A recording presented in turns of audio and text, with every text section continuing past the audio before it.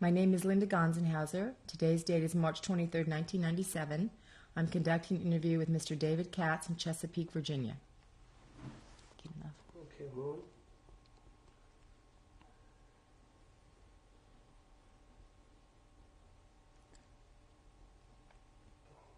Okay, so we're rolling them up. Mr. Katz, would you please state your name with spelling? My name is David Katz, K-A-T-Z. And your name at birth? And my name at birth was David Wolkowitz, W-O-L-K-O-W-I-T-Z. Did you have any other names? I had other names later on in the war, but that doesn't come up till later on. And what was that name? Daniel Dupont, D-U-P-O-N-T. What was your date of birth? I was born February 12, 1930. And your age today? My age today is 67. And where were you born? And I was born in Leipzig, L-E-I-P-Z-I-G, Germany. Mr. Katz, let's begin with describing your family life at home. What is it that first memory that comes to mind?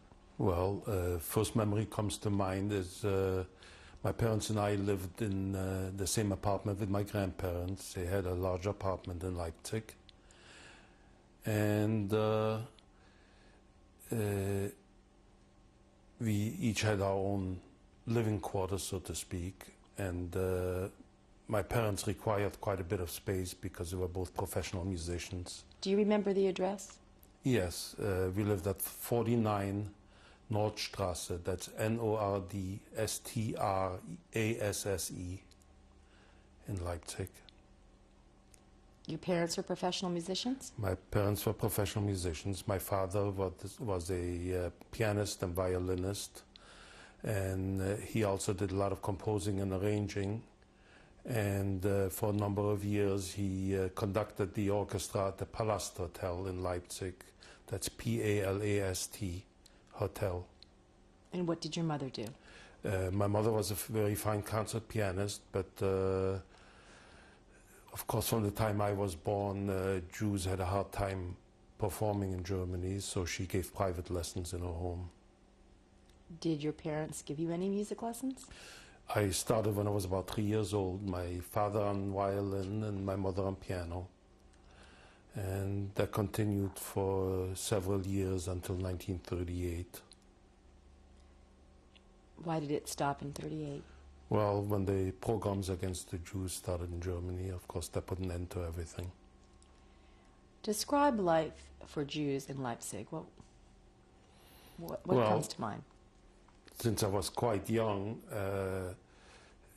I can't speak or I can't generalize for all the Jews, but for myself, my grandparents were not ultra-religious, but they were very observant of Jewish holidays and the Sabbath.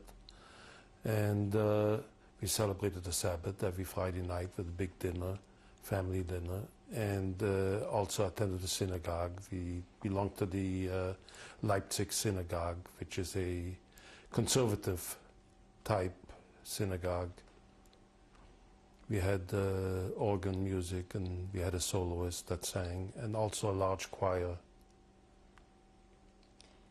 What was it? A predominantly Jewish neighborhood, Christian neighborhood that you lived in? It was a mixed neighborhood, although quite a few of the families in our building was a large apartment building, and quite a few of the families in the building were Jewish. I'd like to go back for one moment and just get, for the record, the names of your parents and your grandparents. My father's name was Abraham, A-B-R-A-H-A-M. My mother's name was Regina, R-E-G-I-N-A. And my grandfather's name was Herman, H-E-R-M-A-N-N. And my grandmother's name was Salomea, S-A-L-O-M-E-A. But she was better known as Salka, which was her sort of a nickname. And were your grandparents your father's parents? No, those were my mother's parents. And what was their last name? The last name was Jedlicky, J-E-D-L-I-C-K-I. And that was your mother's maiden name? That was my mother's maiden name also. Did you have any brothers or sisters? No, I did not. I was an only child. Getting back to your neighborhood, what do you recall was the relationship between the Jews and the Christians? Well, at first, when Hitler came to power in '33, I was still very young. So my earliest recollections of any problems existing was when I was probably about 6 or 7 and started school. And we were not allowed to go to school with the other German children, so I went to a religious school, or not a religious school, but it was a school operated by a rabbi. It was called the Karlebach Schule, Karlebach school. And I attended that school from 1937 till October or November of 1938. The recollections I have from that time is that whenever we ventured out into the street to go to school, the German children would attack us with sticks or throw stones at us or call us with insulting names. And as a young child, what was your understanding of that? What did you think was happening? Well, my parents and grandparents more or less told us what was happening, or told me what was happening. And so I knew that there was friction between the non-Jews and Jews in Germany. How did they explain it to you? What did they say? I really don't know exactly what words they put it in, but they did impress on me the fact that I am Jewish and that certain elements in the German government were against the Jews, and that we had to watch when we went out into the streets. So were most of your friends Jewish children? Yes, they were. We did not associate with non-Jewish children. No associate. And they lived in your neighborhood? Yes. They were your neighbors, the non-Jewish children. When did things start getting worse? What did you notice? Things started getting worse in 1938. Little by little, the Jewish, for example, Jewish merchants were no longer able to sell to non-Jews. The stores were being boycotted.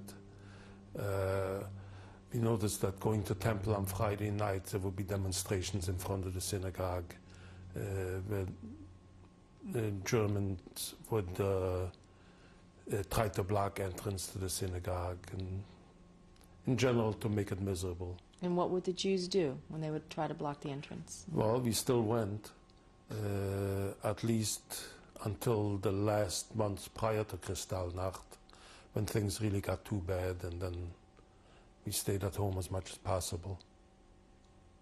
Can you describe your experience during Kristallnacht? During Kristallnacht, to the best of my knowledge, we heard the Germans roaming the streets and shouting slogans against the Jews. And we heard store windows being broken, and some of the apartment windows, bricks and stones being thrown through the windows. Where were you during this time? At home in our apartment. Our apartment was on the second floor of the building. And later on, we heard explosions of some stores and the synagogues that were being burned. And heard Jews running through the streets. Some of them were just on their way home from work, and they were running in the streets trying to get away from the Germans who were chasing them through the streets to assault them. And a lot of people were beaten. Did you watch any of this from your apartment window? We were afraid to go to the windows. At least my parents might have glanced out the window once in a while, but they kept me back. As a young child, what was your feeling about what was going on outside? Well,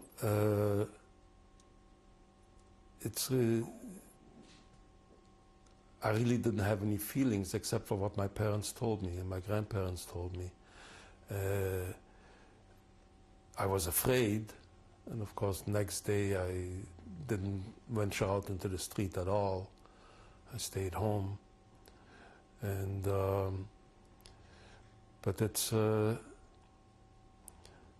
difficult at this time to really remember exactly what my feelings were. Like I say, I was still young. I was only 8 at that time. And Well, after Kristallnacht, did your parents start speaking differently about Jews in Germany, what it was like, what was going to be happening? After Kristallnacht, the time was very hectic for us because what happened a day or two after Kristallnacht, my grandparents were ordered out of Germany because they were still Polish citizens. And the SS, which was the secret police, or the Gestapo, which was the secret police, or the SS, which was the elite in the German army, came to our apartment, and they gave my grandparents just a couple of hours to pack a suitcase each and report to the train station to be shipped back to Poland. Were you in the apartment when that happened? Yes, we were. Can you describe what that scene was like for your family? Terrible.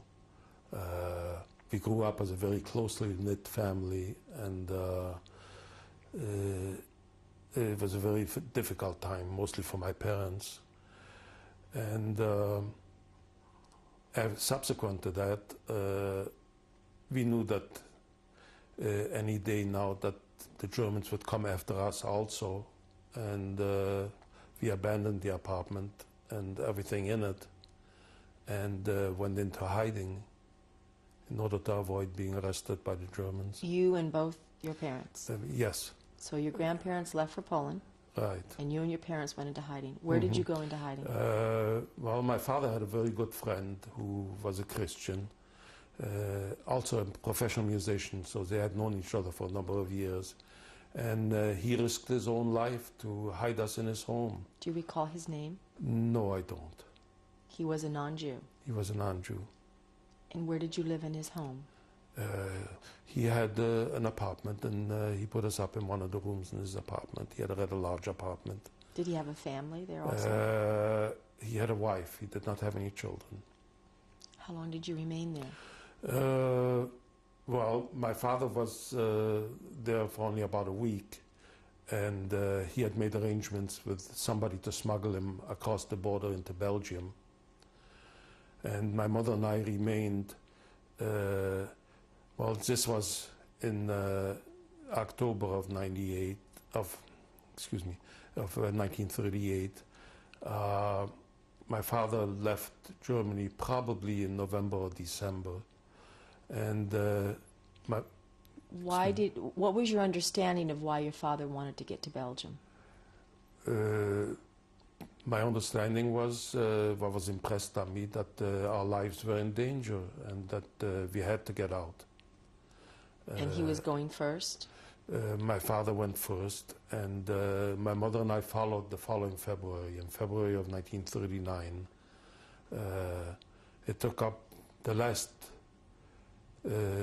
pennies we had left in savings to pay somebody to smuggle us across the border into Belgium. Do you know how your parents found this person to smuggle you? No, I don't. And do you recall who the person was? No, I have no idea. They were not. They were mercenaries. They were the Germans actually who profited from smuggling Jews out of Germany. Can you describe what that journey was like, being smuggled? This was your first time you were being smuggled? Yes. Well, we took a train to the vicinity of the Belgian border from Leipzig. And then... did you have concealed identity? How did you get on the train? We did not have any identities. Just, well, we had our regular papers. My parents were stateless, which means that they did not have either German citizenship nor Polish citizenship, which was their country of birth. But can you explain that? Well, they had a stateless passport. In other words, they never took out German citizenship, but they gave up their Polish citizenship. So, like I said, at that time I was 9 years old, and what kind of papers we had was the least in my mind. But we took the train to the vicinity of the Belgian border, and then a German citizen who was being paid by us walked us through the woods into Belgium. And how did you find your father? Well, my father had corresponded with us while we were still in Germany, and we knew the address where he was living. He had moved to Brussels, which was the capital of Belgium, and once we crossed the border, we again went on a train and took the train to Brussels, and my father met us at the station. How do you recall your mother's mental state was during this whole journey and separation from your father and her parents? Well, it was a very stressful time. We all tried to make the best of it because it was a question of survival, and anything we did, ensured our survival. Do you recall what she would say to you during this time? No, except that she tried to comfort me and to make it as easy for me as possible. Can you describe what your reunion was like with your father? Oh, it was found great. each other again? It was great. Of course, we hadn't seen each other in 2 or 3 months, and just the idea of being out of Germany and being safe was, great comfort to us. Where did you live in Belgium? In Belgium, we lived at 102 Rue des Plantes. That's Rue is street for French, R-U-E, and D-E-S, and Plante, P-L-A-N-T-E-S, in Brussels. How were things different or the same for you in Belgium? Well, how they'd been in Germany? We lived in a small one-room apartment because that's all we could afford. And my father found jobs here and there performing. And I started school right away. There was a school that was only about a block away from where we lived. What type of school? It was a public school, Belgian public school. And I learned to speak French and Flemish fluently. Did they know you were Jewish? Yes, they did. And of course, how were Belgium you was, was an enemy of Germany. So we had no reason to hide our identity as Jews. And what did your mother do during this time? Kept house. She did not speak the language, so it was rather difficult for her to assimilate with the Belgian population, or to go out and do the shopping or whatever. I used to do it because I learned French quickly. Did you have any contact with your grandparents during this time? No, we did not. We did not find out about them till, or at least 6 months after we arrived in Belgium. We were finally able to get some correspondence from them, or we corresponded to them. How my parents contacted them is not known to me at this time. Do you remember what they said? What you found out about them at that time? Well, they were in the ghetto in Lodz, L-O-D-Z, which was the city that my parents were born in Poland. And at that time, Poland was not occupied by Germany yet, so they were able to get mail out, and their life at that time was not that bad because, like I say, it was prior to the invasion of Poland by Germany. So, looking back on your time in Belgium, when did things begin to worsen for you? Well, we were in Belgium my mother and I went to Belgium in February of 1939, and in May 1940, Germany invaded Belgium. So we woke up in the morning with airplanes flying overhead, and the French Air Force, or the Belgian Air Force, fighting with the German planes and trying to shoot each other down. And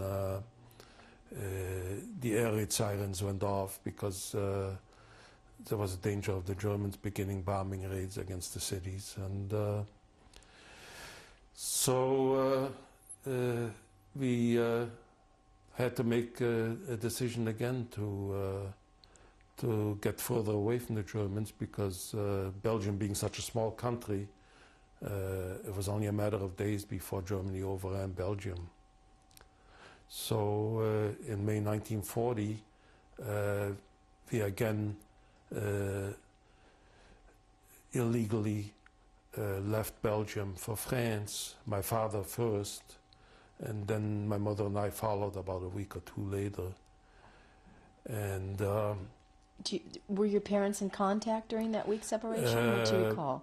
my parents were in contact. After my father arrived in France, of course he was immediately arrested by the French police and sent to a labor camp. And from the labor camp, he was able to contact us in Brussels. My mother and I were still in our room in Brussels. Do you know what labor camp he was sent to? No, it was somewhere in the northern part of France. And about a week or so later, my mother and I followed, and we were able to get onto a train into France. And by that time, Germany had already invaded all of Belgium and moved into the northern part of France. And we wandered around by train for something like 10 days, being shuffled around just to avoid enemy fire from the German army, because they had artillery fights with the French army, and there were bombing raids. And did you have enough food during this time? What? Well, food was provided wherever we stopped. The French tried to be cooperative, and they provided us with food. So you were receiving some help at this point? Yes. But after about 10 days of wandering around, we stopped in a small town in the northern part of France, and I don't remember the name, but the moment we stepped off the train, the French police arrested us.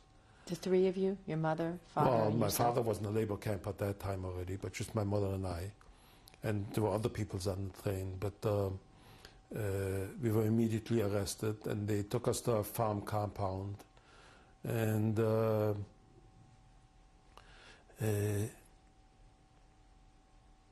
put us up in the stables. And I remember all we had to sleep on was bales of hay. But they did feed us. Do you recall about how many people were with you? Close to 100 people. All Jews? Yes, all Jews that were on that train. What were the Jews saying or doing at this time? Was there any praying going on? Any religious observance? Some of them did on their own. There were no religious observances, no formal religious observances. But a lot of people did pray. And but anyway, we were there for about 2 weeks or 3 weeks. And after that, they put us on a train again. And we ended up in the city of Mende, M-E-N-D-E. And then trucks took us to a camp, which was not called a concentration camp, it was called a detention camp. The name of the camp was Rieux-Cros, R-I-E-U-X-C-R-O-S. Did you know where you were going? No, they just told us, the French police, when they put us on the train, told us that we would be taken someplace where we would be taken care of. When you arrived at the camp, Mr. Well, Katz, can you describe that? We arrived at the camp. They had armed guards at the gate, barbed wire surrounding the camp, and rows of barracks. And we were put in one of the barracks where they had wooden bunks, 2 high, and straw mattresses on each bunk. Were you allowed to remain with your mother? I was allowed to remain with my mother, yes. All the children were with their mothers. And the men, where were the men? The men were in a separate camp. And,